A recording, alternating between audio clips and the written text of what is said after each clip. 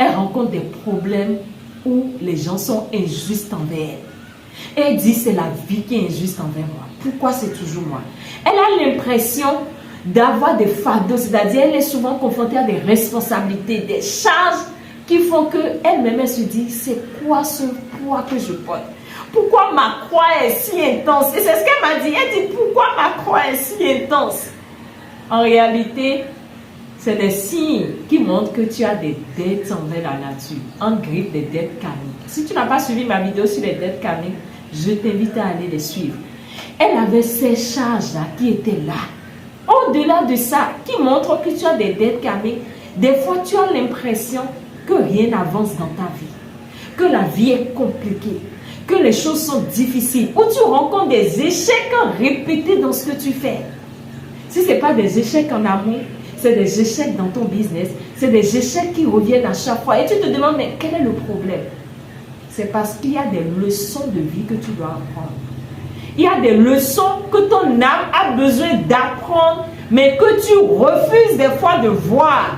Et tu dis, non, c'est les autres. C'est la base du gouvernement. C'est la base de X ou Y. C'est la base. Et vous savez qui la dame accusée? C'est mon mari. C'est mon mari, il ne me soutient pas. Il n'investit pas avec moi. Et à chaque fois, c'est des échecs que je rencontre. À chaque fois, c'est des échecs. Oh, ton mari ne t'a rien fait. Et c'est ce que je lui disais. Ton mari, laisse-le en dehors de ça. C'est pas ton mari qui vit les difficultés, c'est toi. Et c'est peut-être toi qui me regardes actuellement. C'est pas ton enfant. C'est pas ton mari. C'est pas ta femme. C'est pas ton patron. Mais c'est toi qui ressens ces difficultés en toi. C'est toi qui ressens ces défis en toi et la douleur en toi. Est-ce que tu penses que c'est parce que tu mérites de vivre ça? Non.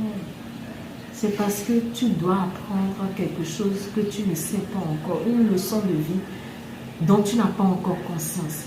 Et le simple fait de prendre conscience de ça va t'alléger la tâche, va t'apaiser à moitié et te permettre d'avancer. Et c'est pour ça que tu as besoin de chercher à connaître ces choses à travers ton cahier de charges. De chercher à comprendre quelles sont les leçons de vie que je dois apprendre durant cette incarnation.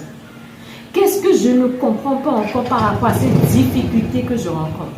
Qu'est-ce que je dois apprendre que je refuse d'apprendre? Ton cahier de charges va te donner ces orientations.